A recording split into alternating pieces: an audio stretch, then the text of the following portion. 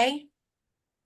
Welcome to our quarterly or even monthly, even better, not quarterly, monthly training with FLDOE. This is presented to you by Famous, and we're so happy to partner with FLDOE to bring you guys regular updates, information, training, and just keep having conversations.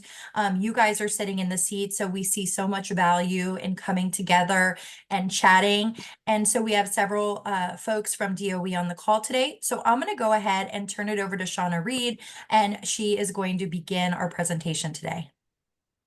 Good morning, everyone. Thank you for joining us today.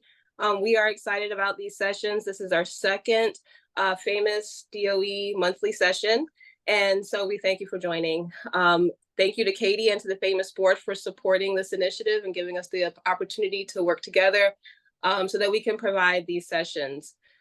So for those of you who are not familiar, my name is Shauna Reed. I'm the Assistant Deputy Commissioner of Data. And I work with multiple data teams in the department. And it's our responsibility to facilitate and monitor the collection of data for K-12, WITIS, as well as the Florida college system. And we are also responsible for the Florida Education Identifier. So there are multiple items that flow through our group.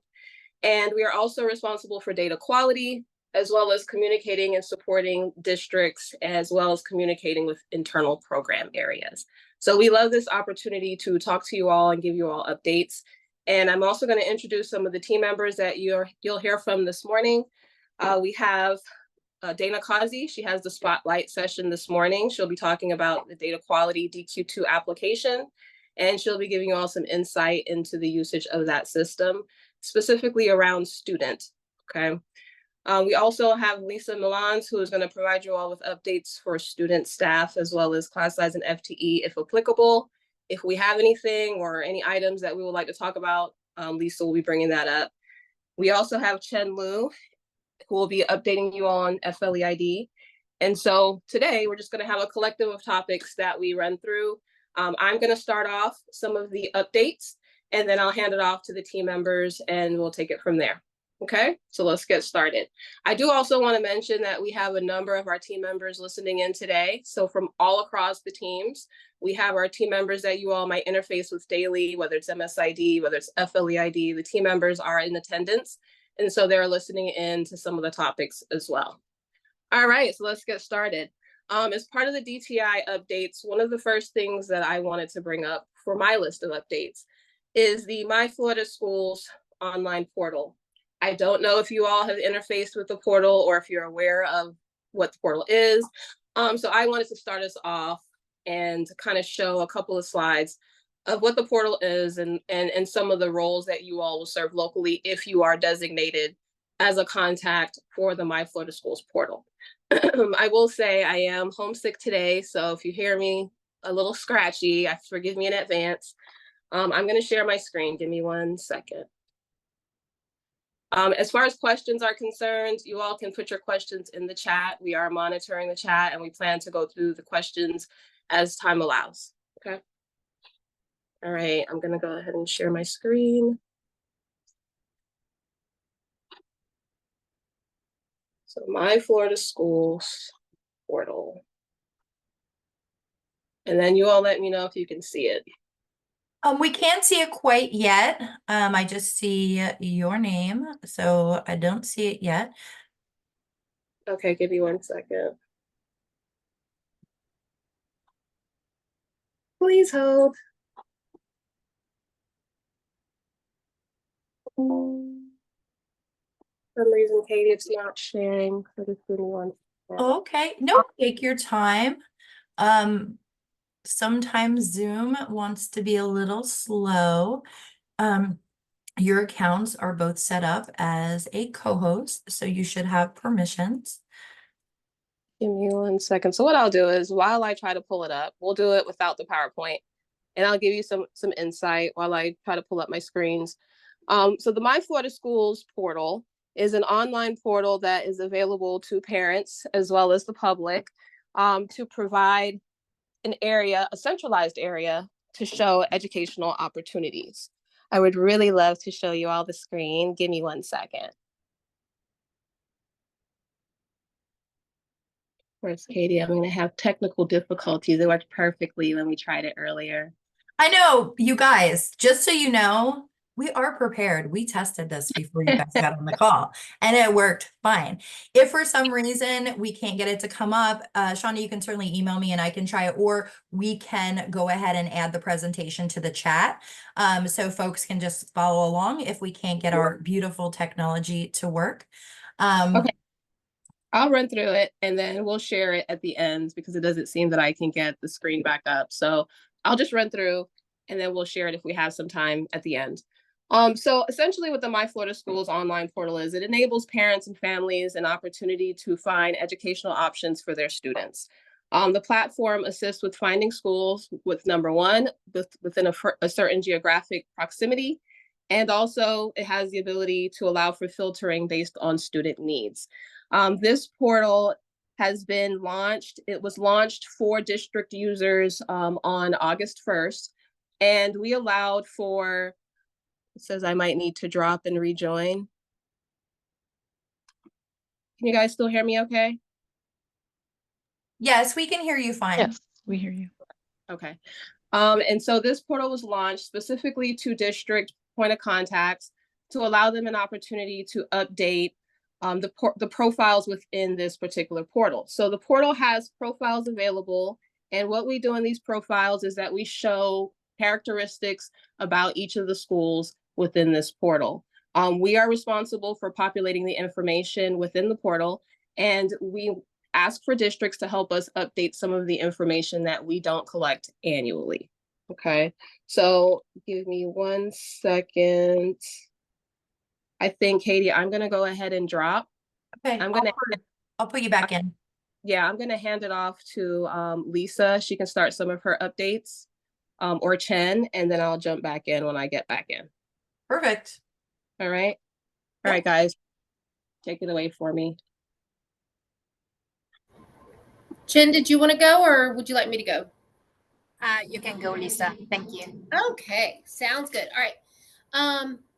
Good morning, everyone. I'm here today. I wanted to present on, I have a couple things I wanted to talk about.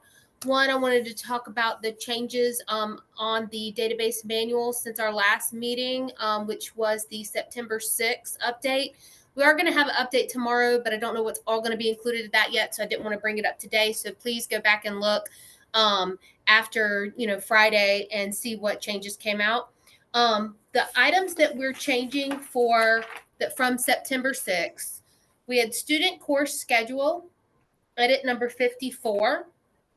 And that was a change to the virtual instruction provider code name, Edgenuity. I struggle saying that. I think I'm saying it correctly. But that name changed to Imagine Learning. So that update was made there on student course schedule, edit 54. And then we had student demographic, edit 5C. So this edit was actually conflicting with the school number zone school data element. We had some districts receiving the 5C error, and so we excluded PK from this edit.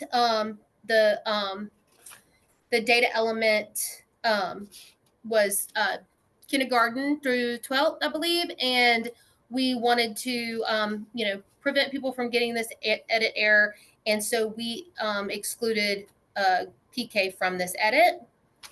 So the next item is student demographic, edit 53. I'm not sharing these and I'm going through them. They are available on the database update page. I don't know if you guys in the district want to go ahead and access that page while we're talking through this. I should have said that at the beginning, but they are available there. But I wanted to cover student demographic, edit 53.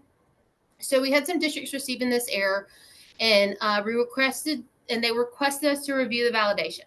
So the match between the student demo and the student course, it needed to include the district number, current instruction, and district of instruction was equal to the district of enrollment. So basically, students enrolled in the school are receiving the instruction. Because we only want the students that are submitting, the students that are being submitted. The districts they're enrolled in that school, and then they're also receiving instruction from that same school. So this edit 53, we've updated the documentation. It's out there right now. The programming is currently in our test environment because we are now looking at student demographic edits 52, 54, 56, 58, 5A, and 5B. Those edits on student demographic also include that same kind of match. Please note that on edit 53, we're missing the orange arrow there. That'll be fixed today. I just noticed that when I pulled this up to get ready for this meeting. And also student demographic 5C, we're adding the orange arrow. Apologize for that. But the student demographic edits that we're looking at, they also include that same match where we want it to be the district of enrollment is also the district you're receiving their instruction.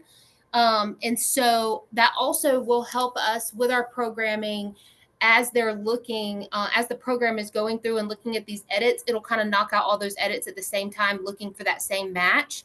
So that's just also kind of a helpful processing on our end. And so we're trying to get these edits updated as well to do that same match. So then the programming, we can move all of it to production together. And then I'm trying to get that done today and tomorrow. I'm hopeful that we can get that done. So then tomorrow's database update manual document will include these additional edits, and then all the programming can move together as well. All right, so the next item that we have is the new edit for 24-25 3Y.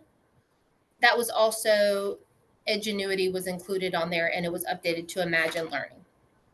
Okay, so that's everything for the September 6th update. Oh, I'm sorry. I'm glad you just scrolled through there. Appendix O and Appendix Z were also updated. Okay, the next item that I wanted to discuss is Appendix T. We have, this is kind of, I'm going to kind of open the chat to kind of look at it as we're talking. We wanted to take this opportunity during this webinar to reach out to everybody and just see if you could like include in the chat so we can get the feedback on how you're utilizing Appendix T. I know it was, previously it's titled, the identifier contact list, student identifier contact list. If I remember off the top of my head, I apologize if I don't have that name 100% correct. But basically, we just have our FLEID as our student identifier now.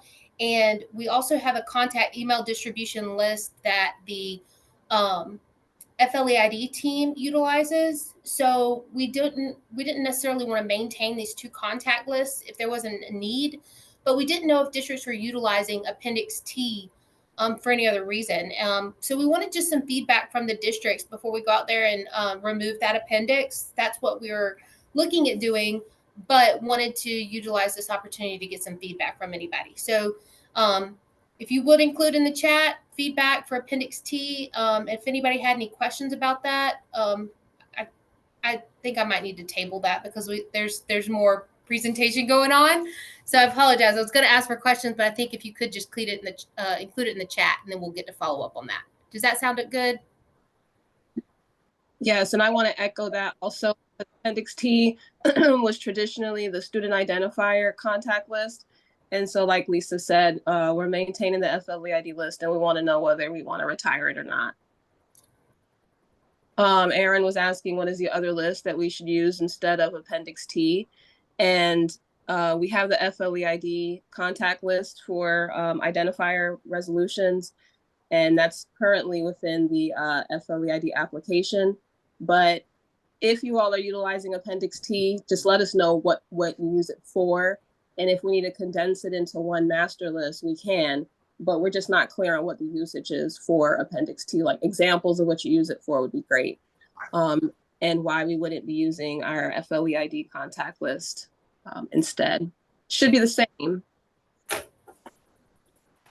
But we were curious, so this is the opportunity for you all to drop your opinions in the chat, and we'll try to do that with some of the things that we're looking at and reviewing and try to determine whether we want to retire them or not. We're going to bring it to this forum and kind of get your feedback before we decide whether we want to remove it or not. We use the T to find FLEID contacts. Okay. So perhaps what I feel like is being said is that Appendix T is a public-facing version of that contact list, while our contact list resides within the application. The FLDOE contact list resides within the application.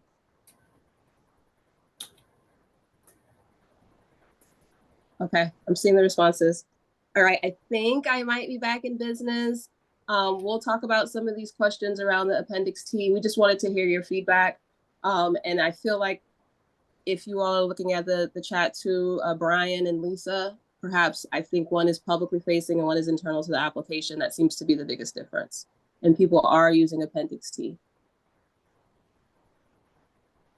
All right, so let me give it a try. I don't know if I should, Lisa, were you finished with your updates? Yes, I am good. Thank you so much. And just everybody go out there and check the database update document from tomorrow just to see if there were any recent changes. So might want to make a note to do that on Monday. Thank you guys and have a great day. All right, I'm gonna give it another try. Everybody on the call, cross your fingers and toes for Donna. All right, let's see. Can you see my screen? We My can. We can see your screen. Yay. All right. Okay, I was struggling. Okay, so I'm back on track. All right, party people, let's get back into it. So what I was trying to share with you all is the My Florida Schools, basically the online portal that we now have available, and just give you a little bit of information about what it is, how it's to be used, and your role locally if you are a designee or a contact that's helping with this particular portal. So we have the My Florida Schools online portal, and like I mentioned earlier, it's a platform to allow for parents and the public, families, to be able to find the best educational options for their students and for their children. And so what we have done is centralized it to this online portal, and you can search, put in some information, and it'll be able to find you geographic options, so options within your location, and then also allow you to filter down to schools based on your need or on parents' need. So I wanted to show you all an example of one of the profiles within the My Florida Schools portal. I know that we've gotten a lot of emails through our My Florida Schools mailbox asking some questions, and so I wanted to give you all some updates and provide some insights. Even though you may not be the contact, you may work with someone that is the contact, and you can hand off the information and help them out or point them to our email address so that we can assist them. This is an example of one of the portals that we have in the My Florida Schools system. And essentially for this particular school, we show high-level information. We also show some of the school grades information, graduation rate. We show the location, some contact information. And a lot of the questions that we get around this profile or this portal is, where's the information coming from? And so I can provide insight into where it's coming from and how we populate this particular system. Another popular question that we get is, who was sent the email so that they can participate in updating the system? So first question I'll answer is around the data for this system. The data that's populating these profiles are provided by my teams, and essentially it's leveraging the MSID for some of the information that you see, for example, around the contact information, the location, the principal, some of the basic information about the school. All of that is being driven and fed by MSID. Now, there has been some heartburn because people have looked at the profile and they're saying this is not the latest and the greatest information. And you are correct. When the system went live, at the time, we posted 23-24 MSID information. So if you go out there right now, the information may not reflect what you have updated on MSID. If you're the MSID contact, it may not reflect the latest information. We will be doing a data refresh to reflect 24-25 information.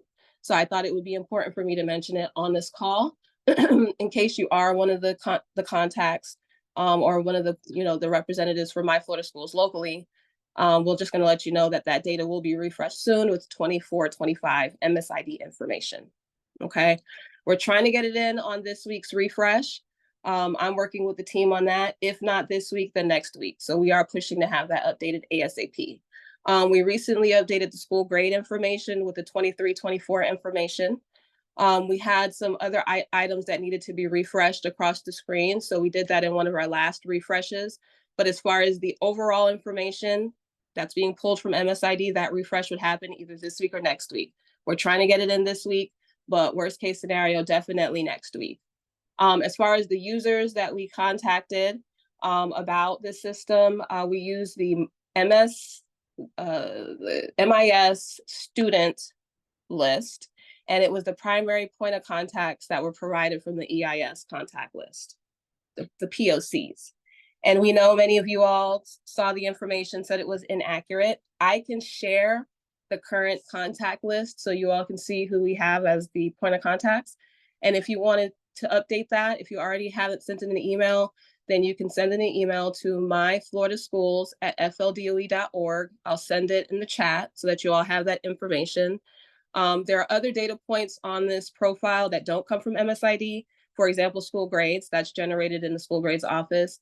The graduation rate, that comes from another office as well. So there are some data points that aren't fed by MSID, but the overall information that you see in the system comes from the MSID table. We also have in this portal a recommendation engine. And so there's an opportunity for the district point of contacts to be able to add information we don't collect. So there's certain things that are in this portal that we don't collect in our survey process. They're an editable screen. So when you get your profile, you have a screen and you're able to edit some of the information. Most of the information is pre-populated from our data, our annual data, but you do get an opportunity to update certain things. Those questions, we have some questions that we asked as part of the system to help narrow down and make recommendations for educational options. We call it our recommendation engine. It leverages the data that we pre-populate the system with, as well as what you edit and add through the profile.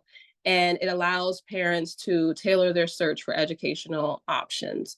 And so I just wanted to mention some of these items. I'm not going to go too far in the weeds on the My Florida Schools portal, but as one of our updates, I just wanted to make sure you had high-level insight, even if you're not the contact for this system.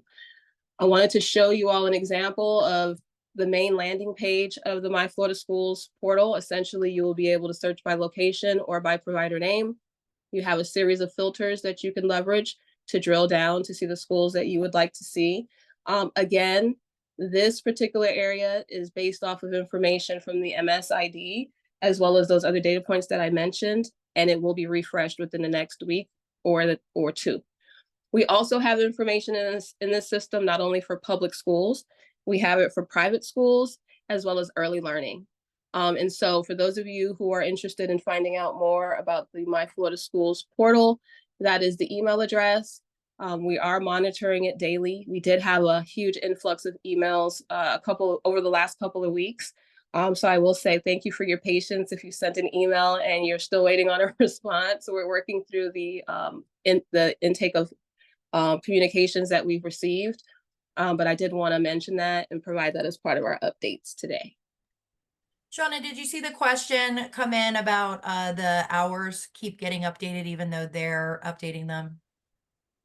The hours gets Yeah, updated? so it says under the schedule where we're asked for the hours open for regular programs, the time keeps on refreshing even though they've been setting it multiple times. So is there like a regular refresh that's overriding maybe what the districts are trying to update or?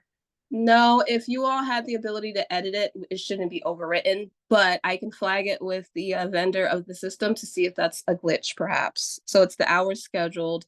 It's around the tours availability. Can we confirm that?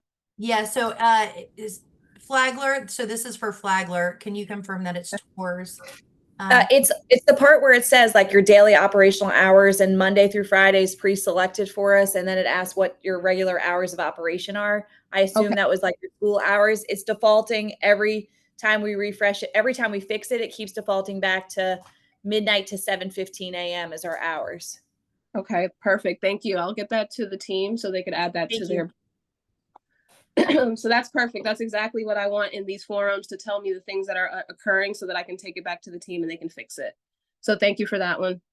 And then the other question, do you see it from Todd? Our district has concerns about how the case from school name gets translated from MSID, for example. And he puts in the chat, there's some case issues where the D is capitalized, but the W is lowercase. Is there a way to fix that? Thank you very much. I brought this up also with the vendor. I'm not sure why they're changing the casing of our data. So in MSID, it's uppercase. And so I think for the look of the system, for consistency with the other groups like early learning and private schools, I think they do. Their data is captured in proper case. So they were trying to standardize it across the system. I have flagged that as an item that I want them to update back. So thank you. Yes, we did receive that feedback previously. I'll add that to the list. Awesome. Thank you so much. That's all the questions we have for now. All right, and so let's see if I can unshare this without messing everything up. Hold on, let's see. Stop sharing.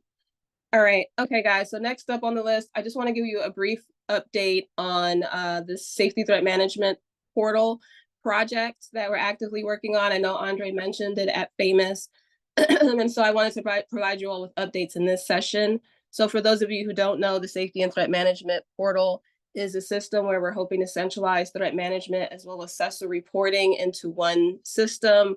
I know we had a lot of questions about that at FAMUS. In this particular update, I'm not going to be able to provide very much because we are in the planning and requirements gathering phase of the project. As we get further into the development process and start working through some of the functionality in more detail, then we may be able to provide additional updates. This is a system that is being worked on in collaboration with the Office of Safe Schools. And so it might be something that we have future sessions on, but we are actively working with the vendor. We have had conversations with some SIS vendors as well, and we are actively working on the requirements phases of that particular project. So right now, that's the limit of the update that I have for that one. We can go into more detail in some upcoming sessions.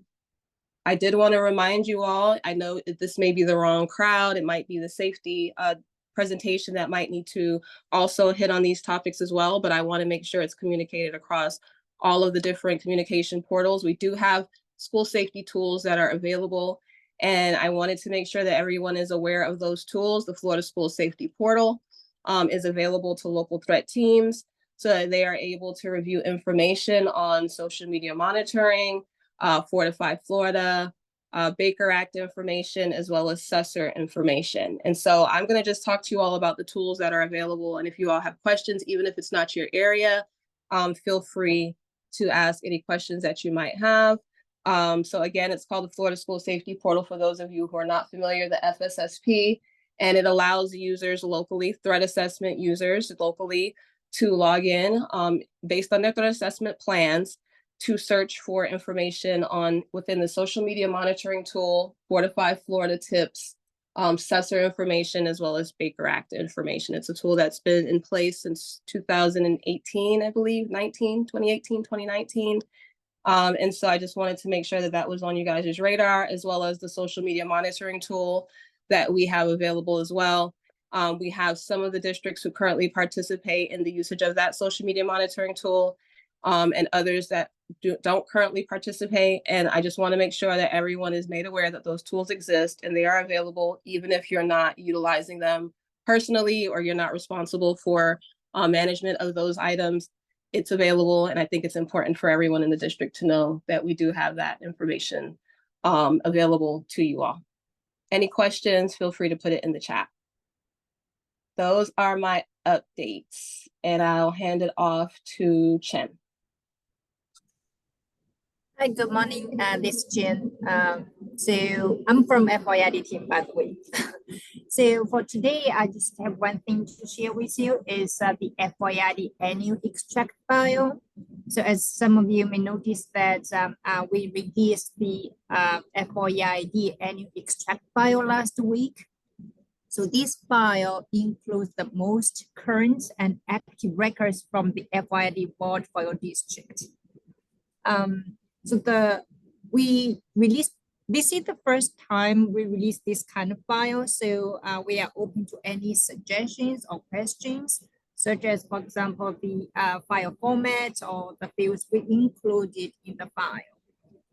And then if you need any help to retrieve the file, please send email to FLDOE@FLDOE.org. And then another thing is that, this file is for information purpose only, so you can decide whether to use it or how to use it. So that's my updates about this file. And Shana, do you have any additional information for the district about the extract file? Yes, thank you, Chen. I wanted to talk a little bit about this extract file because we were asked previously, we've had a couple of questions come through. Can we get an opportunity to see the records that we have in the vault? We want to be able to review our SIS.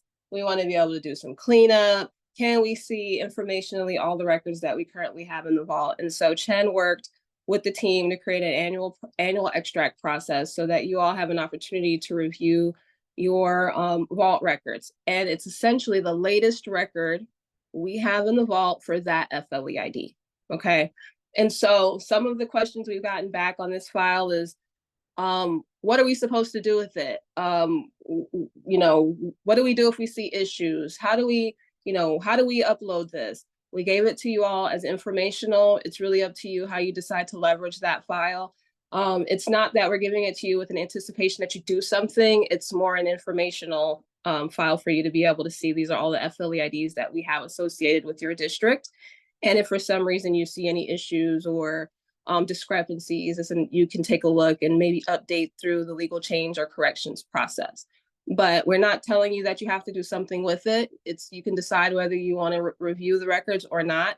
I will say, if you decide not to utilize the file, please ensure that you destroy it or that you are securely managing that file, because it is all of the records for your district that we currently have in the vault. Okay, and so I think if you all have any questions about that one, feel free to forward them off to Chen and the team, FLEIDproject@FLDOE.org.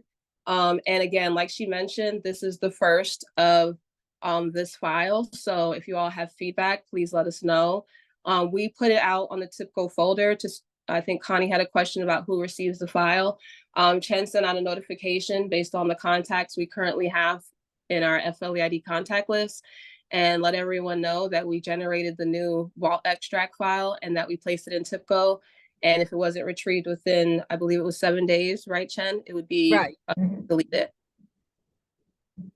We had another question come in. If we discovered and reported merge issues, how long will it take to have those files fixed? If you submit the merge request by our email, like the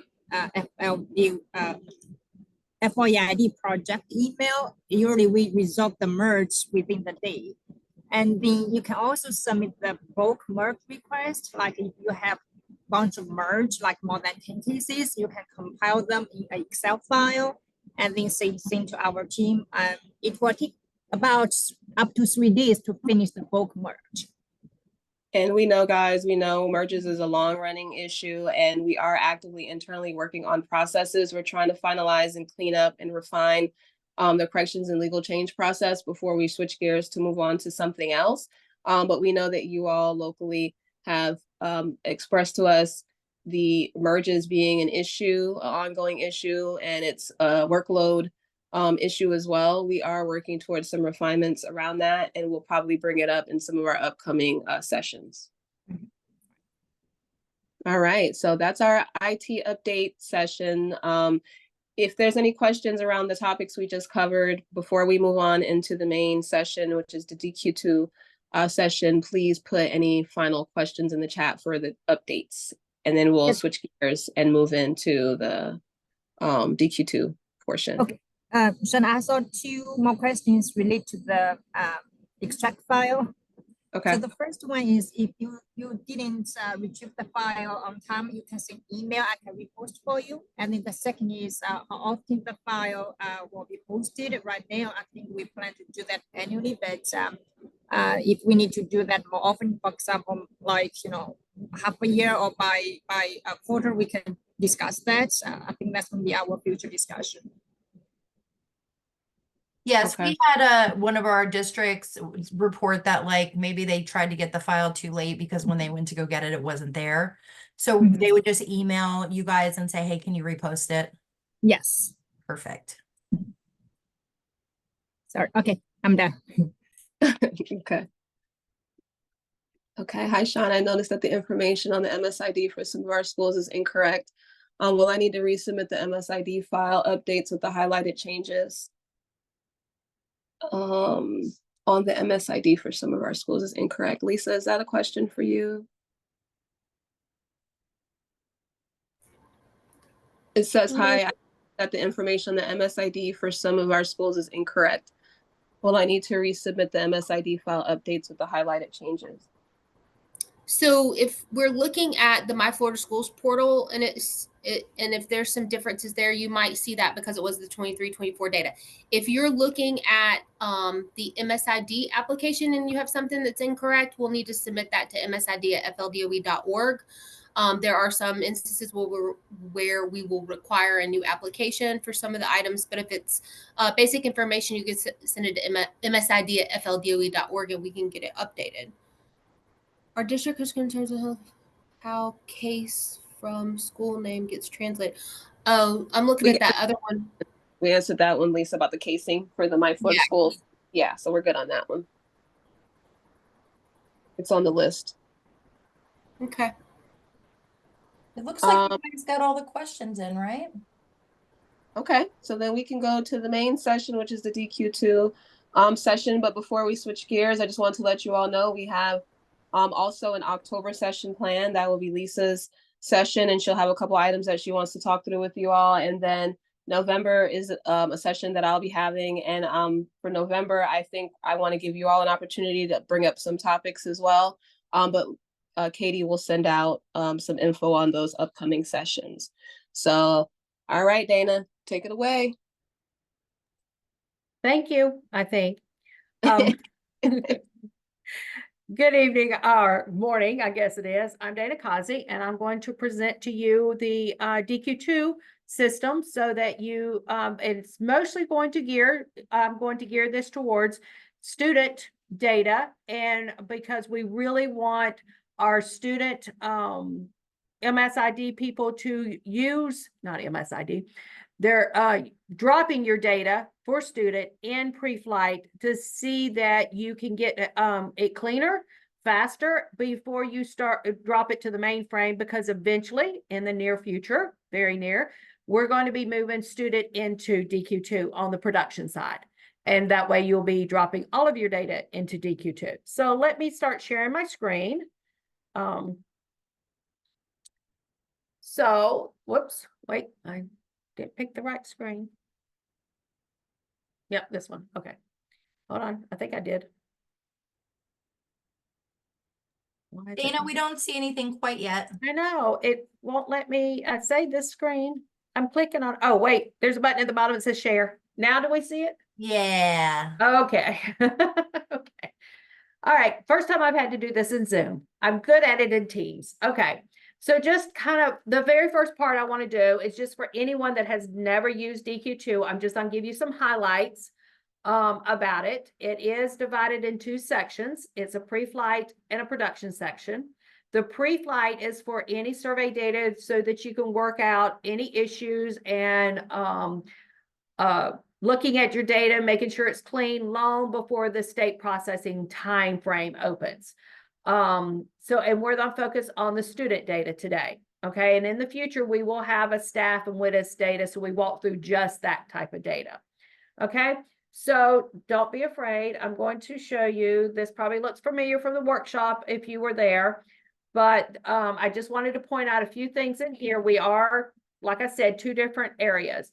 The way for you to obtain it is you are to get with your SSO administrator and have him assign you access to what kind of role you are. If you're only student or if you're staff and student, it depending on what your role is. And then you will be assigned you'll need to have access to your TIPCO folder. But once you get your SSO ID, you sign in through the education, and then you go to DQ2. Okay. Now, like we said, DQ2 is divided into two sections. We have pre-flight and we have production.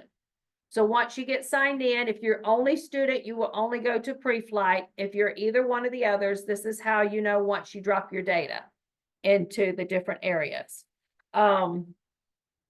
We also, you will have your folders.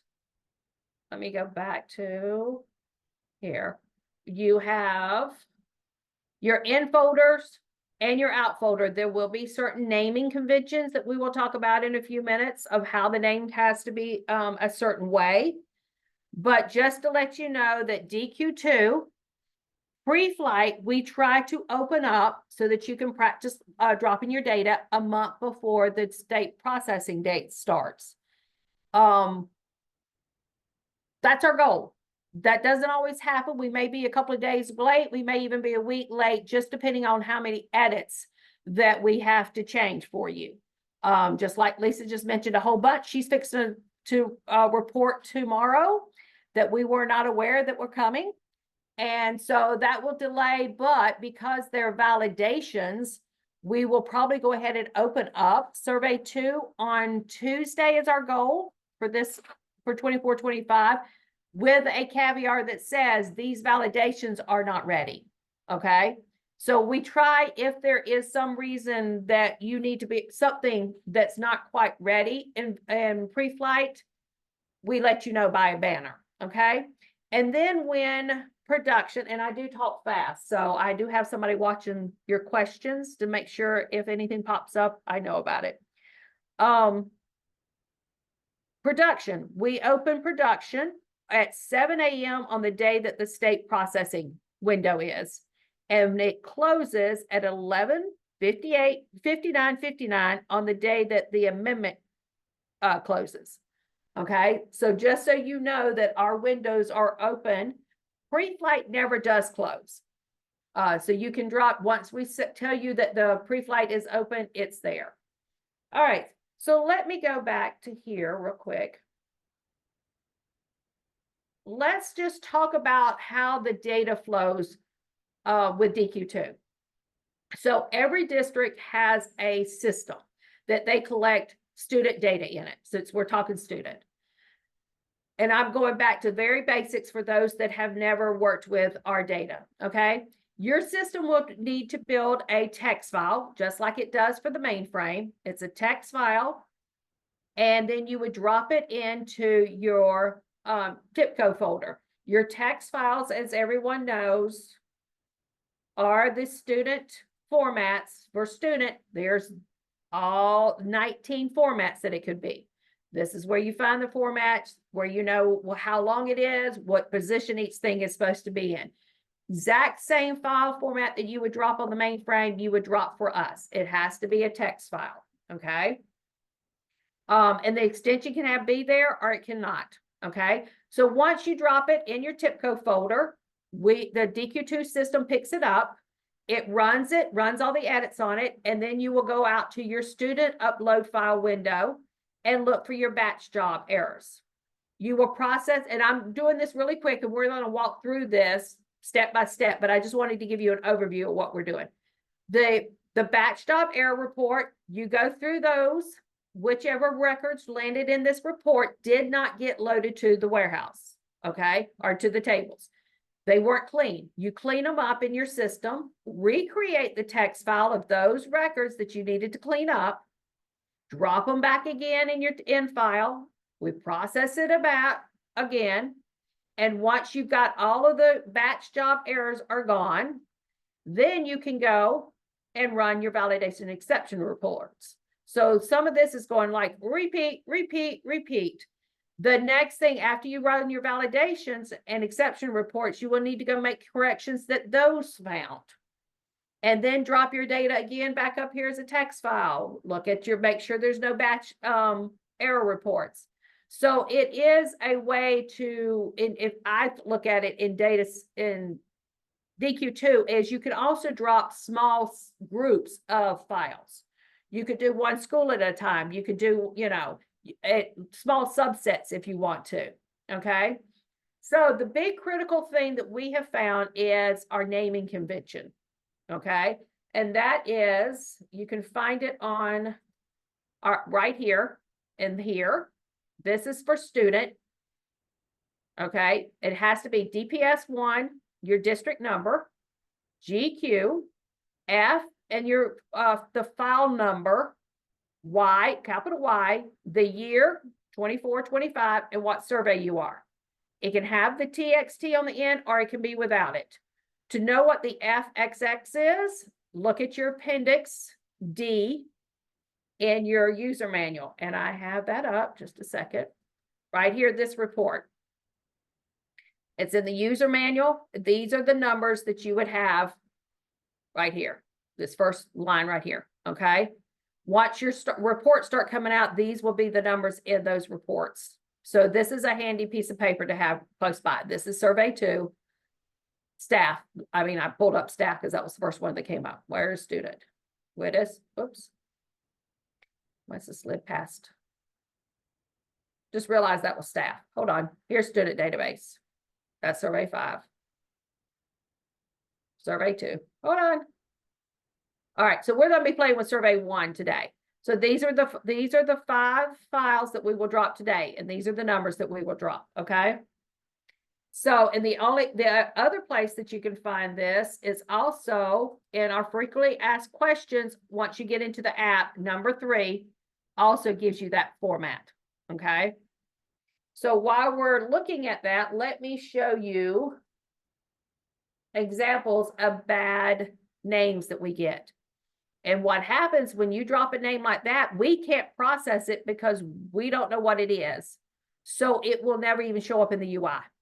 Okay. So if you drop it something and it's going, my file's not processing, go look at the naming convention.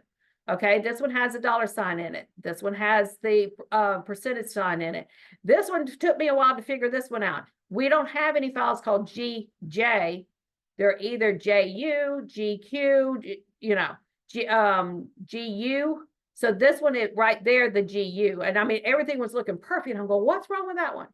So here, this one has an extra period between the F and the number. This one's all, we don't know what district's running this one. So you see the different types of naming errors in the naming of the file that we have run across.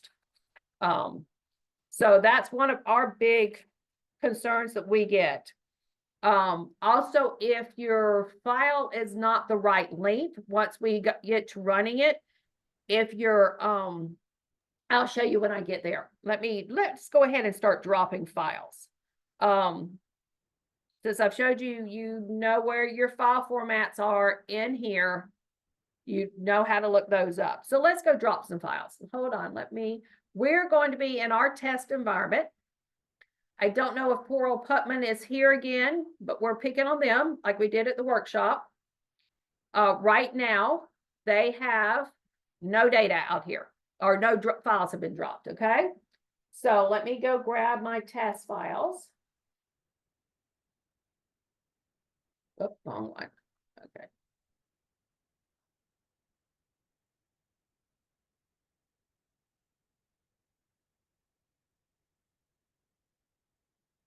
All right,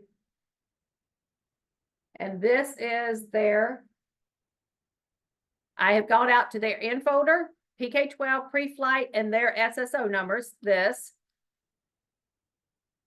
So now, we've got about 4 minutes we've got to wait. This is something that you also need to be aware of. When you drop this in here, our system picks up files at the top of what I call the 5.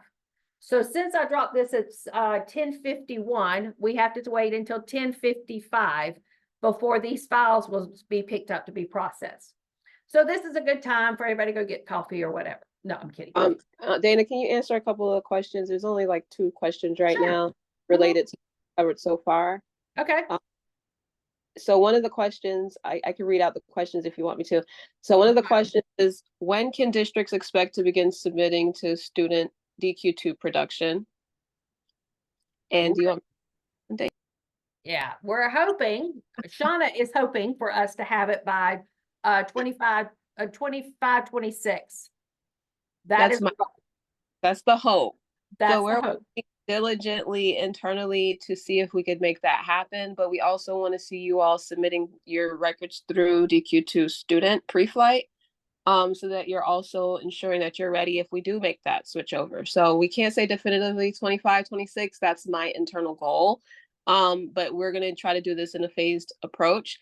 And, we're really pushing for that internally, but please start working with working with students so that you feel comfortable enough with it. So if we do decide to do that or make that move, you all are all ready. I know everyone's using it for staff, but I just want to make sure that those of you who are working with the student information, that you're also prepared. Dana, another question is it possible to mimic error reports to those we currently receive from NWRDC? Wait, say that again. Is it possible to mimic error reports to those we currently receive from NWRDC? I think we do. So let's walk through it. And if it doesn't look right or it's not what you're expecting, I have never done the NWRDC process, so I don't know what reports they would be asking for.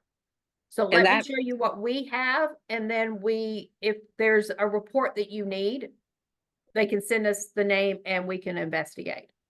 Beautiful, Dana. That's going to take us into the other item, because Lisa is going to also be talking to you all about some of the things that are on the mainframe that we would like to have in DQ2 in one of the upcoming sessions. So I think it might tie into her question about things that are currently on NWRDC that they would like to see in DQ2. But yeah, Dana, once you cover it, let's see if those are actually captured somewhere. Okay. Can I also say the one last comment? It says your example of what the F file should be can be misleading, especially if someone is new to the process. Your example has FXXXX when the actual number is 5 digits and not 4 digits. Oh, is it? Oh, okay. Thank you. You're right. Okay. Okay. Thank you. We will get that corrected. Thank you. Go ahead, Dana. Yes. We didn't even catch that. Thank you for that. You want my girls will make a note for us to update not only our presentation, but I'm sure it is in the app over here. We got a minute. Let's go see if we got it in the right format.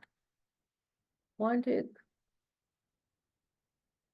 No, over here it's 5. Wait, 1, 2, 3, 4, 5. Okay, so in the question we got it right. It is 5, but it's in my presentation for the workshop. So thank you. We've made a note of that. Okay, let's go back and see if our files have been picked up. Okay. They should start. And one way, see, there was 5 there. Now there's 3. And for us to see it in the works in here,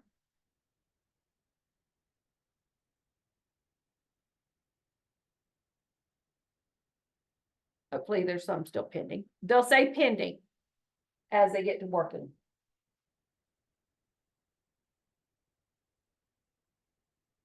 Which one?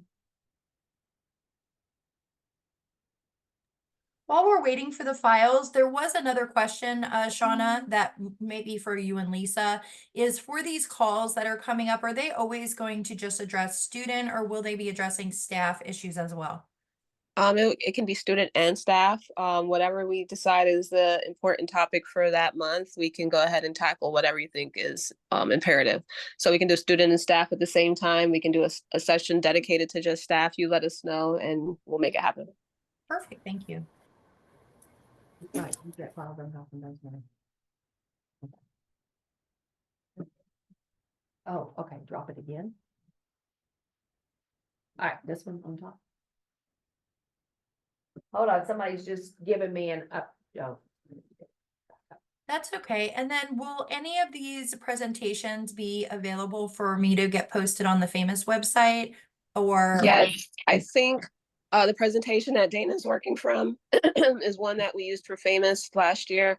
And I think the one that I have, I can make available in my Florida school. So yes, we can. Perfect. So both the recording and the presentations will be posted on the famous website, as long as it does not include any student-specific data. Correct.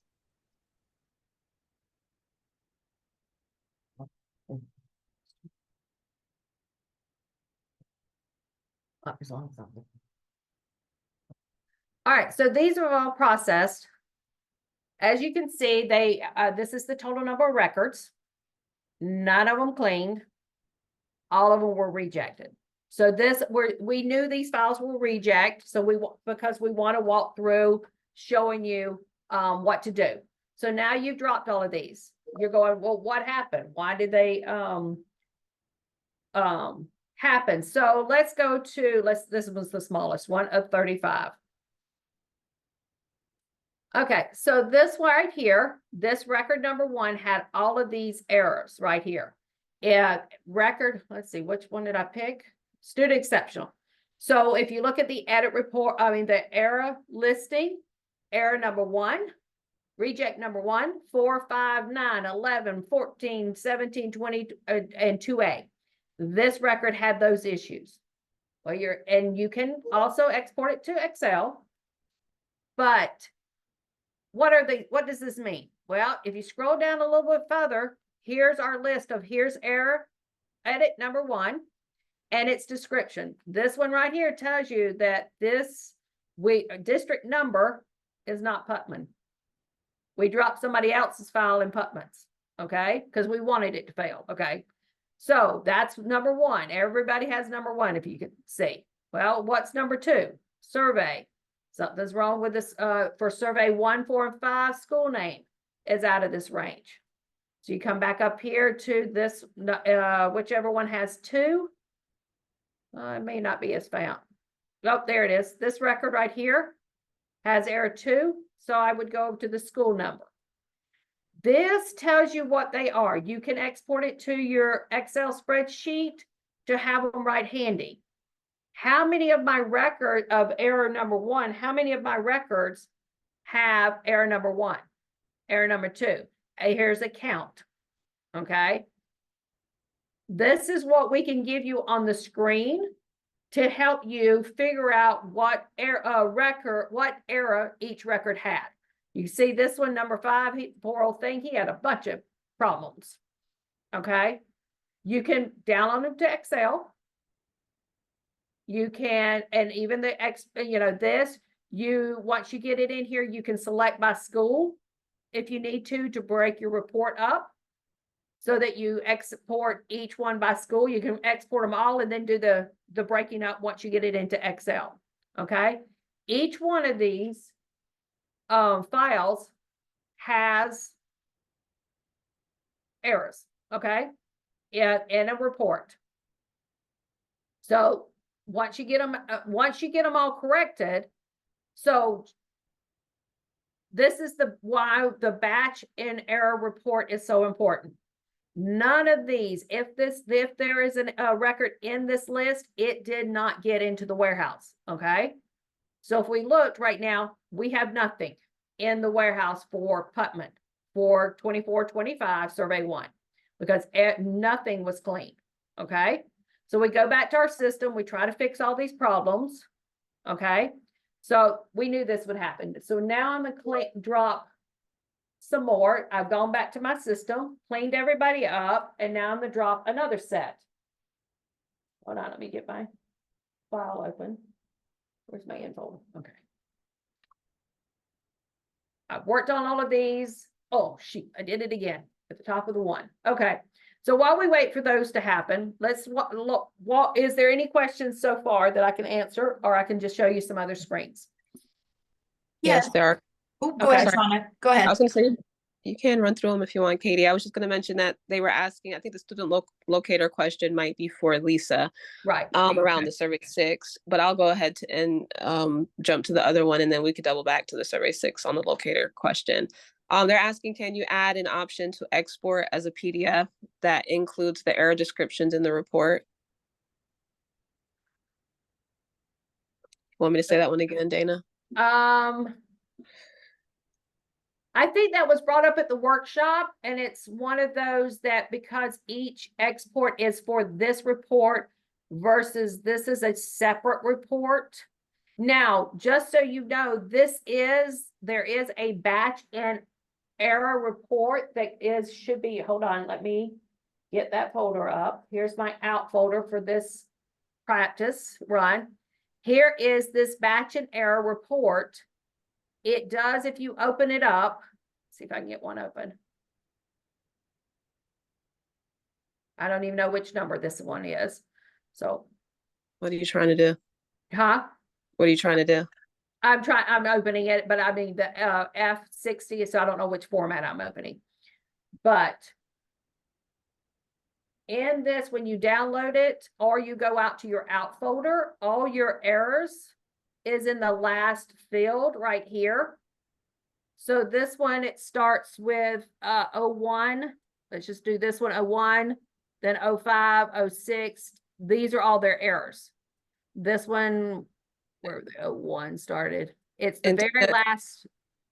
Dana, So really all quickly, errors just to will be be- mindful, when you're scrolling, please don't show any PII, Oh, just as a I didn't- reminder.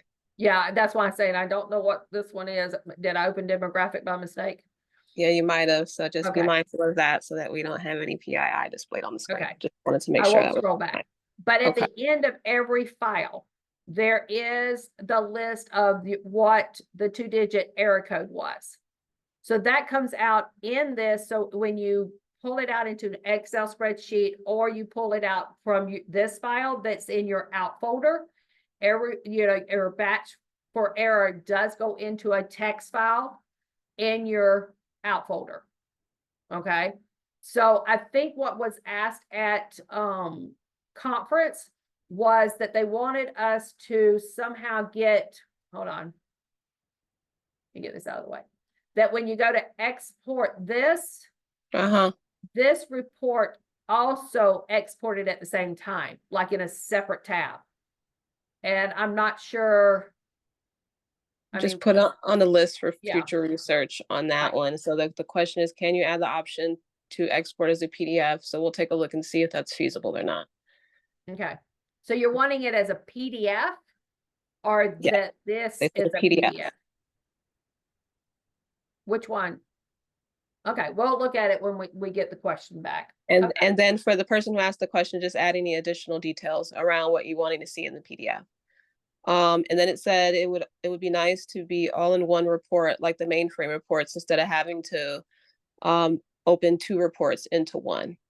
So that's a little bit of additional information on that one. Someone is asking, will the search feature for staff be available soon? Okay, but it's in my output. I mean, I'm sorry. Somebody was showing me something. Will the search feature for staff be available soon? Yes.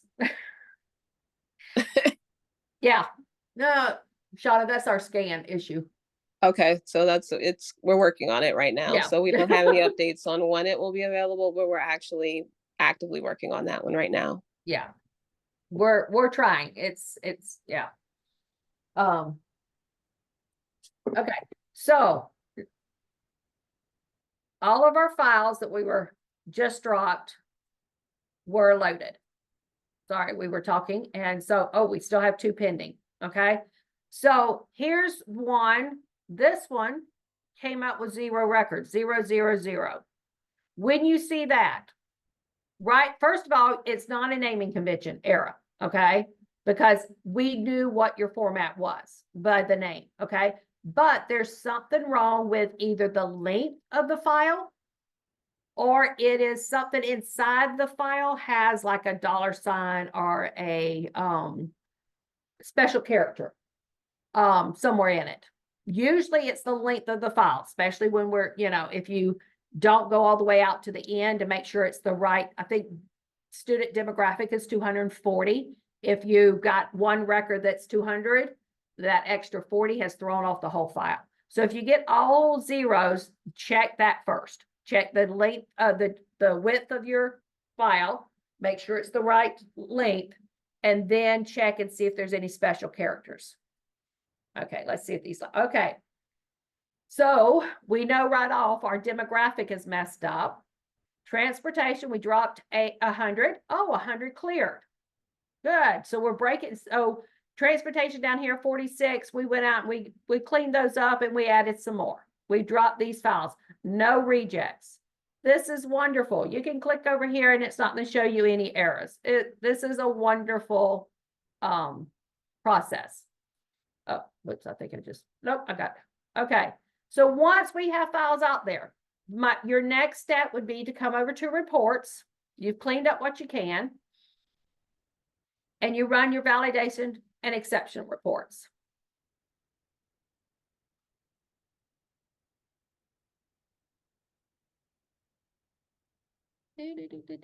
Come on. Okay. You will want, and we are that's one of our modifications probably between survey 2 and 3 is to get an all button here because you really want to run all of them. And it takes a few minutes it is on our list of improvements to do that was asked at the conference. So you want to run all your validation exception reports. So we're going to run that. It's going to take a few minutes for it to run. While it's doing that,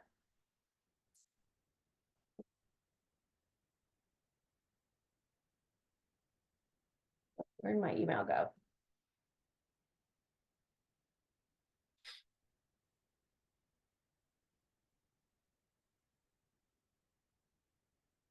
That's one thing I have to refresh, does not just refresh that page. Okay, so we've had these two have run. And when those run, you get a wonderful email. But it right here told me there was no records process. Well, wait, that's right, because that was my 00. So as you can walk away from your validation exception report for a minute and let them run, and you'll get an email telling you when they're ready. Look at this, post this. It takes me back out. Go back here. You notice that. Okay, so now I have student course. Let me get their email a minute. Here's my student course. Told me how many records, how many failed, and how many error counts I have. So right here, looking at this going, something happened on my validation report for student course. Because here it is in the title for student course. Okay.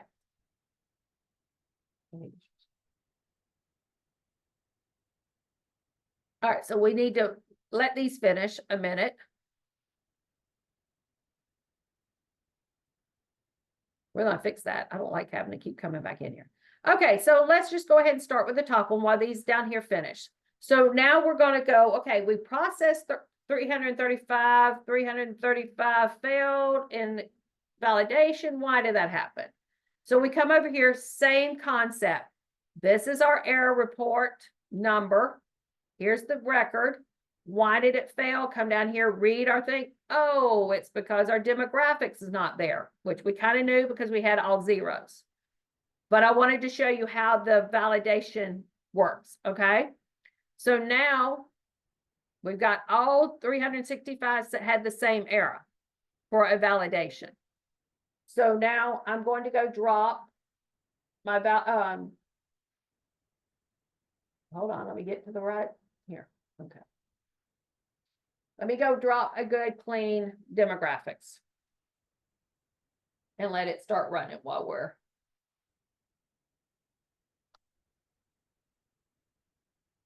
Okay, so since we know we have to do that, go back to the reports. Let's check, do we have any exceptions at this point? No, none of our exceptions had any errors in it. So if we look at teacher course didn't have any problems. Valid exceptional student. Is it the same error? Yes, it's talking about student demographic again, okay? So we think that once we drop the student demographic, we should clear up all of these validations. Good. Okay, so it's going to be a few minutes. Let's walk through some of our other screens. I showed you the frequently, watch that with me, okay? The frequently asked questions. I know I'm jumping around just because we got to wait about 4 minutes before that one file will process, okay? Do we have any questions that I can answer while we wait, or do we want to go to other screens? No, okay. Frequently asked questions. Dana, Dana, sorry. My microphone wouldn't unmute. Okay. So there are a couple questions. I know Shauna has been in here answering them. We have a comment from Brenda, that just says, in my experience, it's been helpful to have one report of the error codes and description and another report of the actual errors. Since the errors are displayed with one or more errors, it helps refer to the error code key for all of the error codes in question for that one record and then move to the next. It reduces clutter on the actual report. And I think some of this was what someone else had mentioned about the reports not matching NWRDC, where just making them more streamlined. Have you gotten any feedback about that already? Maybe at No, this not that I conference? can, not that I can remember. Okay. You mean from the workshop? Yeah. Yeah. I'd have to see the NWRDC report to see what they're talking about, because I know we do have the error code on the end of the, when you export it to Excel, and then we have the, here's all of the ones that only this file errors that you have kind of report that you can export. But they're asking for the errors and the descriptions together. Yes, you got it. So we know that there's reports right now producing the error messages at the end. We know that there's several different areas where they can get the information that they're asking about. They're asking about in one file, and they get the error and the description. And have we already talked about that, or has it come up previously? Yes, it came up at the workshop, and we have not addressed it as putting it all into one report. Okay. Yeah. So I put it on the list for review. Okay. Got it. And then someone from Levy County, the validations will always run off the most recent dropped version of the format, correct? And are there any timing issues beyond the 5-minute wait?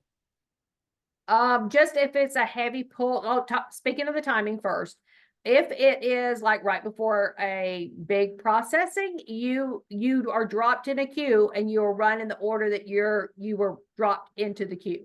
So there may be a delay of the 5 minutes, more than the 5 minutes, just because of how long it took to process. How big is your file too? As far as the first part of that question, yeah, the validation and exceptions, remember that you have to get all your batch and error reports of errors fixed, all the data put in to where it is. Hold on, let me go back and show you. Oops.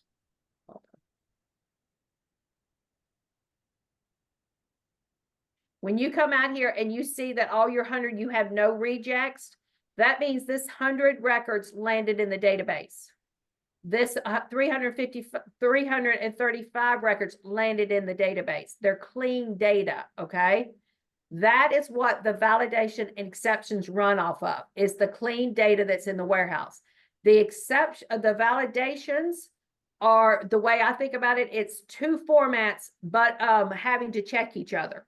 So they can't check each other until all the rejects edits have been corrected and the data has landed in the table, the different tables. Okay.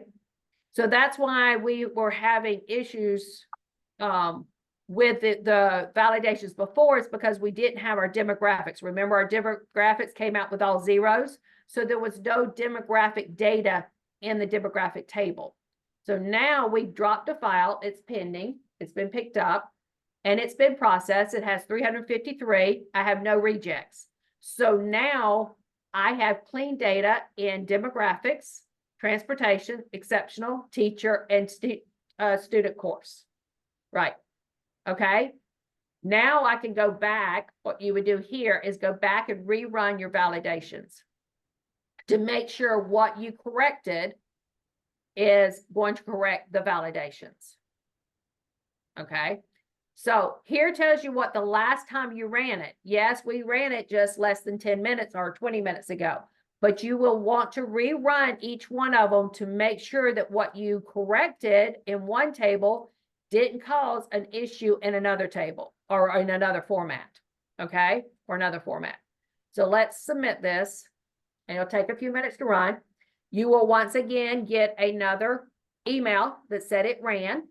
You will also get another copy of this report in your out folder. So kind of keep track of your timing. Okay. And we have a really great suggestion / question.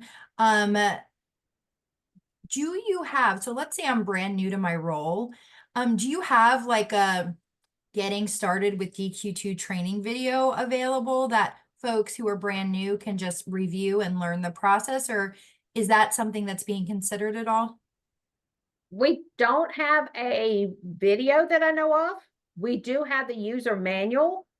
That's something we can think about doing, that we can also post on the website, that they could go through a training manual to show them how the different places are. But the user manual is very, very helpful. It is, we tried to get as detailed into it as we could when we Fantastic. updated it.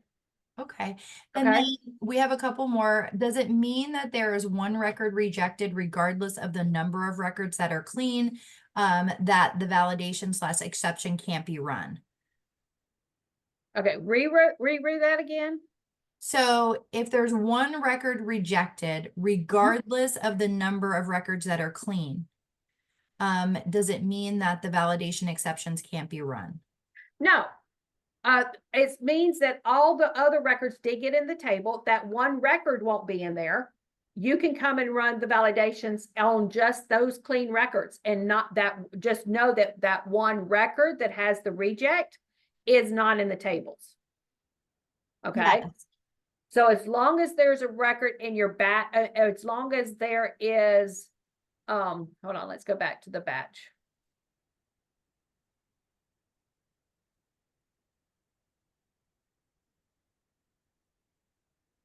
As long as there is a reject number, like here, if I had like 40, let's say out of the 46, 20 were clean and then 26 were not, I could go run a validation on those 20 if I wanted to. Okay, but when I run it, that will only be run on the 20 until I get the other 26 through this process of being clean and into the what we call the clean database, the clean data. The validations won't run against those 26. Does that make sense? Yes. And then in relation to the batch process, I know that the question we have says, do you not have to have an O before sending up corrections? You know, similar when you're sending regular student, some of the SISs require you to have an O file sitting in the system to send a batch. Are there any requirements for DQ2 that you have to have like a D file or an O file? You build your file. Oh, you can create a D file once you're done of all the clean data. Remember, it would only be the data that landed here, none of the rejects. You can create a D file. We were going to go through that in a few minutes, and that can be the file that you drop on the mainframe. You don't have to have one in place, because, you know, we're trying to encourage you to go back to your system, make the correction, and recreate the file. And remember, you have the transaction field that you have an A, a C, or a D. The same as you do for us. If you send in an A, that's telling our system it's a new record. If you send in a C, that means, oh, I've already sent this record in, I'm making a correction. Or you can send it in as a D, delete this record, and then right behind it, you could have an A to say, now add this kid back. The same way you do on the mainframe. So we do have the transaction code on every one of the formats, just like you do on the mainframe. And your files are referred to as D files, not an O file. Right. Correct. That's your dump of the clean file at the end, the data file. Exactly. Yes. Okay. And it's all the clean records. I think I've captured all the questions in the chat. You guys in the chat, let me know if I missed any. I'm trying to mark them with the thumbs up when I've asked them to let you guys know they've been addressed. Okay. All right. So going back to our validations that we just reran, because you always want to run them again after you've done some cleanup to make sure that one did not mess something else up. So remember, we had the failures, but oh wait, we still have a transportation that for validation has 3 errors. So let's see what those are. So it's the same view as the batch. You have your error message, you have the record, so you can scroll through here and look at it, and you have the description. So this one's saying that if the demographic, which we're looking at the transfer, because that's what the validation was run on, is the transport. This file, it's saying that the grade level on the demographic information is a 7 through 12. Then the hazard walk code must be all 0. Well, we can scroll over here and see that their hazard walk code is all 1s. So this file either has to be cleaned up and resubmitted, or the grade level on the demographic data needs to be changed.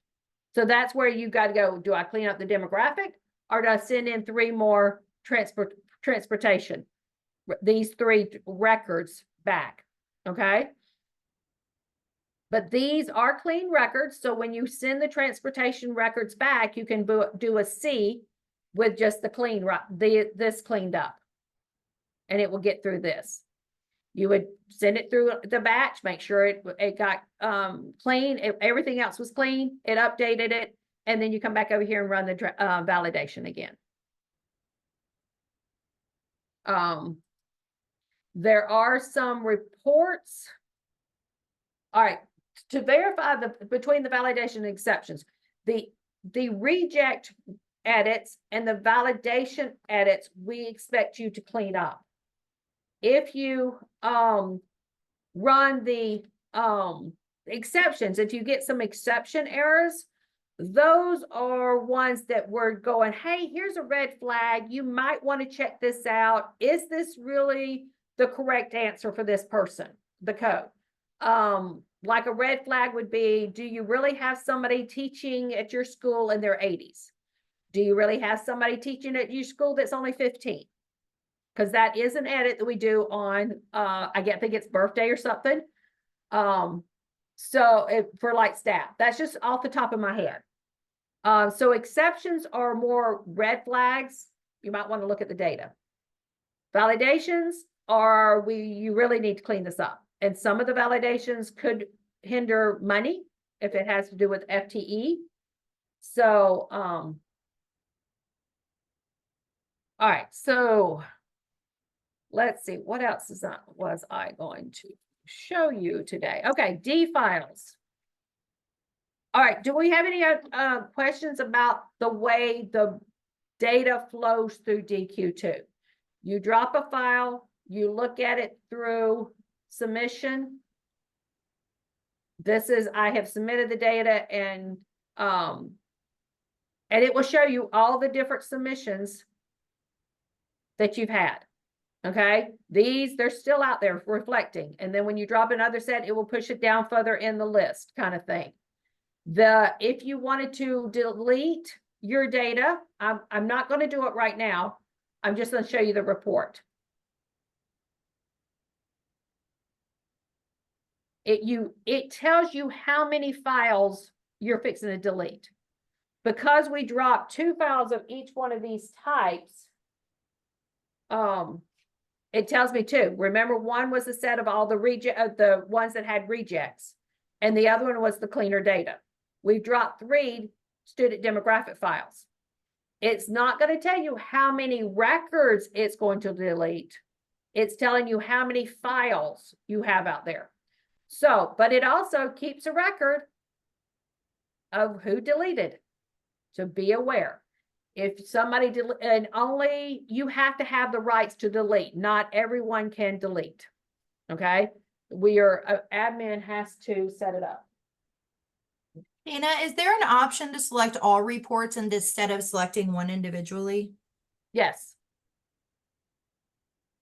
And it is scary to have it up here, because if somebody selects it all, they're going to delete every report. But if you're one person that's working on only one report, if you're in charge of transportation, you may only want to delete your files and then drop a clean one and make sure it falls all the way through. So in pre-flight, I would suggest this is how, depending on how big my district was, I would run all my kids through. When I think I have a good clean set, I have all the records out there, I come delete everything, and then after I build a D file, which we're gonna go through, and then drop that D file and make sure everything that I think is there, everything went through great. Now I can pick up that same file and drop it over on the mainframe. But in you control your data, deleting your data in pre-flight and all. And huh?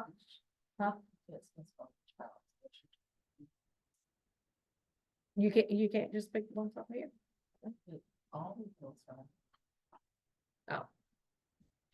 Oh. So let's talk about the D file. D file right here.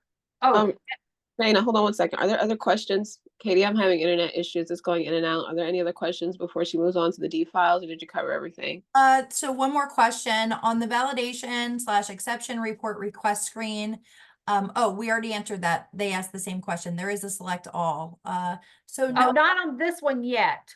Oh, okay. Yeah, that one was requested, and I do see a benefit to it. And so it is in our list to, as a modification between survey 2 and 3, we had that little gap of time that we could do some improvements, and it's on our list to do that. Yes, I do see the benefit of putting an here and all, just like over on the delete side. Okay. Oh, perfect. Yes. Thank Yeah. you for clarifying. Jennifer, hopefully that answered your question. Yes, it is in our list of improvements, but we got to get the edits done so y'all can start cleaning your data. Okay. So I think I have all of the questions marked. If I missed any, please just re-put them in the chat, but I think all of them have been addressed. Okay, there's one other report that I forgot to show you, this one. And this is a good one because, whoops, where did it go? Okay. So this will be for 24-25. I can generate a report. Oh, geez. Why does it keep disappearing on me? There it goes. Got to span it out. This would give you every era description. It's by format, by if it's an exceptional or reject, the number. And I was thinking about this last night going, why would I show them where they can do one for 24-25 or 23-24, you know? And it lists everybody. When you put this out, it's not just 2 pages. Believe me, it goes more long and long. Let's just say like Lisa just gave us those new exceptionals for student course. Just today, we're finding out that there's going to be some more validations, changes that we need to make. To find out if the validation is out here working, you could actually come out here, because when we put it in play, we also update the description. So if the updated description has the new wording that Lisa publishes tomorrow, then you know the edit is out there working. Does that make sense? So this is just one of those. You can also export it out to an Excel spreadsheet, print it to Excel, however you want to. Excel would be where I would, because then you can filter, look at, looking for a particular edit. You can see what the description is for 24-25 on that day. If you look at it like these that are coming up, if you look at it today, they're going to have the old language for 23-24. Hopefully by next week, when we get them in play, then you download it again or you filter again, and it will have the new language. Okay. All right. So D files. D files are the same where you find your district. We want to do student, what survey, and you can do which format you want. Okay. I can create them today. And they're not going to be very big because we didn't have many files. Remember, the D file looks just like your O files on mainframe. They only have clean data in them. So if you have any records that did not make it through the batch error report, it will not be on your O file. And this file will not be in your out file until tomorrow morning. These are run at night, okay? Except for WITAS, but because of today, I'm in test, I can see them. So I'm gonna show them to you as soon as they get out here, okay? Because in test, we have to have them the same day. So we're in test today, we're gonna be able to see them. And so I can show you what they look like. Hold on. That's another refresh that doesn't go right back. Okay, so they're all ready. Let me get to the right folder.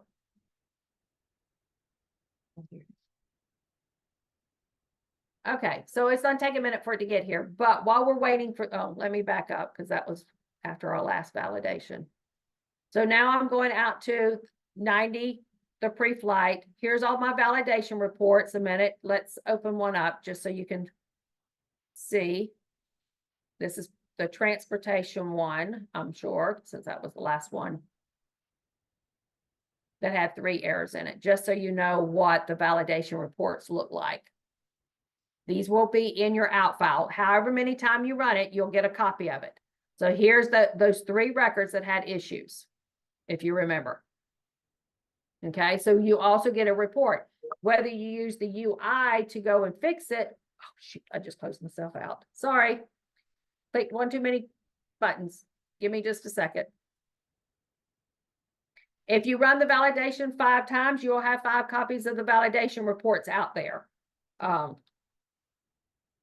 Anything in your out folder only lasts for 14 days.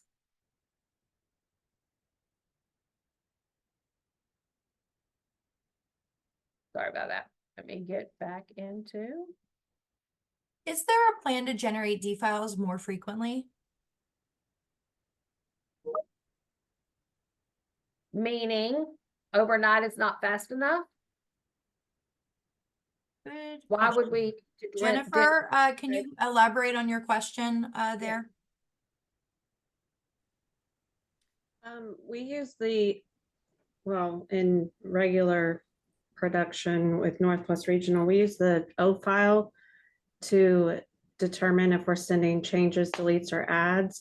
So if we want to send another batch file that same day, we use the O file to do that. With DQ2, because it's more real time, we might send a file and say, okay, we want to correct these errors and send another file. And we would want to use the D file to determine what changes to send.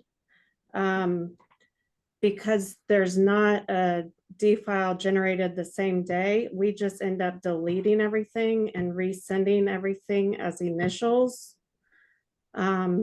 So, I mean, that's our workaround, but if we wanted to do batch files that same day, we would need a D file for that. Now, are you talking about sending multiple, like you're sending this school to at this hour, and the next hour you're going to send this school, but your D file is only going to be what made it all the way through to the database, not all the records that were in error. Right. So what we do is, like, say we send our initials. Okay. And we have like a handful of errors where we need to make some corrections. In order to send those, we use Focus, and Focus uses the O files for Northwest Regional. They would use the D files for DQ2. They would say, okay, compare what DOE has in the D file compared to what Focus has in our database. And then they would pull the changes, adds or deletes based on what DOE has in that D file. So in order to send that batch record, we need that D file to do the comparison. So because they have already gone out and focused and fixed it, they would know which records they fixed and focused by comparing it to the D file. Is that what you're telling me? Yes. I got you. And with regular Northwest Regional, we have to wait till the next day to do that. with DQ2, because you process our actual initials and batches more frequently, it would be nice to have the D file more frequently. Otherwise, there's really no point in us being able to send multiple times throughout the day if we don't have that D file. Mhm. Our workaround currently is to go out, delete everything that's out there, and then resend again as an initial. Right. And that, and I can see that, like, especially when you're doing it in pre-flight, it's just, I think it's the heavy load of how many records and how many people would be requesting a D file at one time if we would bring the system down, is what I think is the reason that they do the D files at night. Okay. Yeah, because we've not only got the student, which has 19 record tape formats, we've got staff and WITIS uses this system. So I think it's the heavy load is why, but we can take that request and research and see how it would, what kind of pull it would be on the system. And all, but this is, hold on. Let me get to the right folder and I'll show you what your D files will look like. The reason I say that is if we're deleting and resending initials, is that more of a load than just getting another D file? Are they, I mean, are they about the same load? I mean, whichever, either way works. We have that workaround, but I just wanted you to know the reasoning behind the request to have those more frequently. I think it would depend on how big your district is and all, because we'll process, it may, if it's a really heavy processing time, it may take longer because we've got multiple districts and all. That's why we try to open pre-flight a whole month early so that you have plenty of time to, you know, play with your data and all, and get it as clean as you can. So I think it would be just the heavy lift, depending on, like, this survey 1, you've only got 5 formats you're looking at, but survey 5, you've got at least 10 or more. So, you know, if you worked in them in batches each day, the lift probably wouldn't be as heavy, and just deleting them out and putting them back may be your best bet. But every time we do that, you're going to be processing the initial every time, which is going to be every single record. Right. And that's what I'm saying is how big your district is. If you're a small district, no big deal. But if you're a huge district, yeah, you might want to break them down. You might, you know, but I can see your point. I mean, it just depending on. With focus, we don't really have a way to really break that down. It's either all or nothing. So, and Elizabeth had a good point. 3/4 of the districts in Florida do in fact use focus and are kind of doing the same thing that Jennifer is referring to as a workaround, to be able to frequently send the files. So I don't know if all of these districts are sending initials all the time, what kind of drag that puts on your system. So I think it's definitely worth chatting about. And maybe if you guys can check and just let us know if that's feasible. Okay. Awesome. Thank you so much. All right. All right. So this is what now my out folder looks like for the day. We've had several, my batch jobs are down here. This is the batch and reports. We've had at least twice I've run the validation exceptions. And here's my D files that I just requested. The only difference between these and these initial ones that I had, naming convention up to the 1 right here, is that there's a D at the end of the F and the number, and it has a D on it.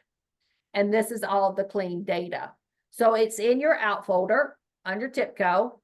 You can open it up and use it, you know, as Jennifer was saying, helping you figure out which ones you need to clean and which ones you haven't. I can see that. We've always wondered how you're going to know which records to resubmit to us. That has been one of my questions because I have never worked in the district. So that gives me a little insight into what the districts have to do.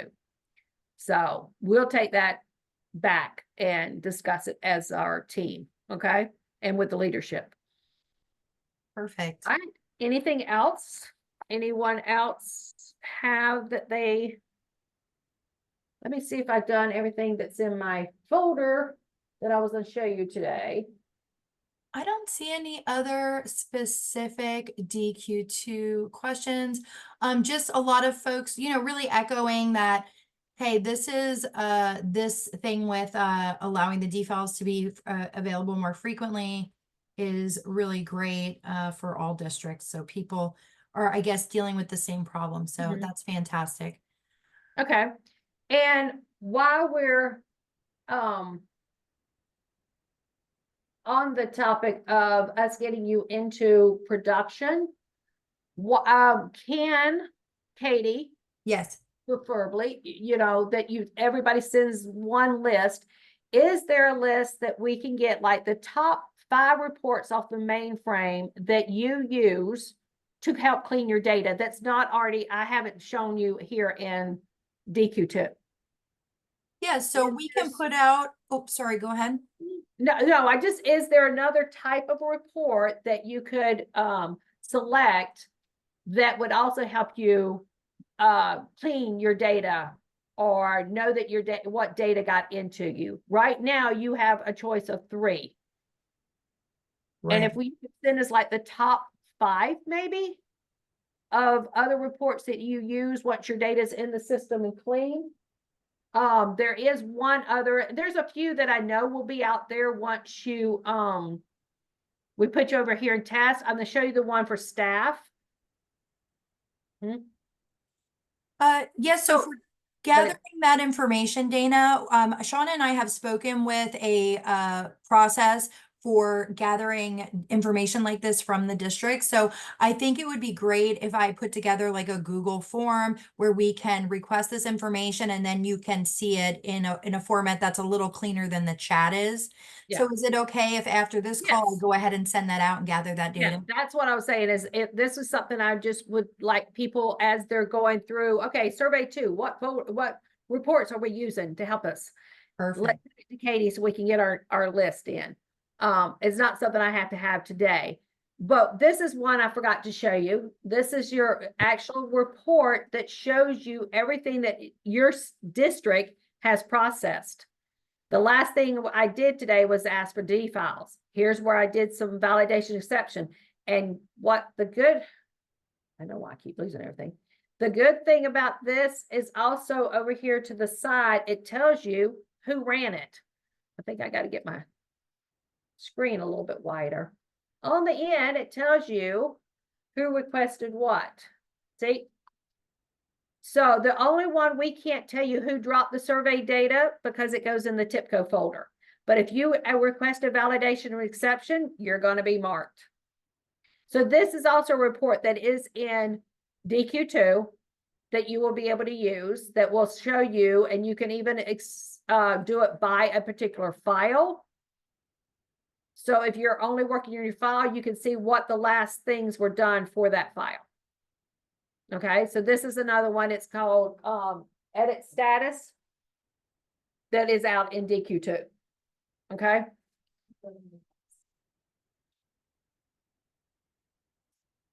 Oh, okay. All right.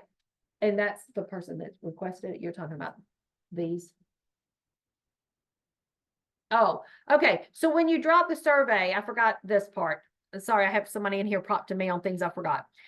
Survey files, when you drop those, there is an email that is sent to the one contact at your district that those have been processed, just like the validations get sent to the person that requested it. Okay, so every time you drop a survey file, they get sent to the contact. Now, if you want that contact to be a group people, we can send it to an email group. Where is it at? Do we have it? Oh, okay. So when your district sets you up, we have a email that goes out. So let us know who that needs to be if the person is using pre-flight is not the right person getting the emails. If you're dropping files and you're not getting the email, let us know and we will correct the contact. All right, anything else that you can think of? Oops, lose that report. All right, there's a big banner across the top. I can't get this report to slide down so I can close it. Hold on. Oh, jeez. Yeah, but I think that's my. Any Yeah, there other we go. questions for Dana as she wraps up her presentation today? I think I covered, oh, the news page, I think I came out here. Oh, I forgot to do this one. All right, we have a news page. News page, anytime you come out here, will tell you what is open in pre-flight and what is open in production. So as soon as, if you think, oh, it's a month before processing state time, come check here. As soon as you see survey 2 out here next week, you know you can start dropping your survey 2 files in pre-flight. This is the pre-flight list, and this is what is in production. Dana, can you show us that path on how you got to that screen? It's right up here across the top, calls news. Okay. Right by the frequently asked questions and before the reports. So And it's then there. the one before that, what screen were you on right before that?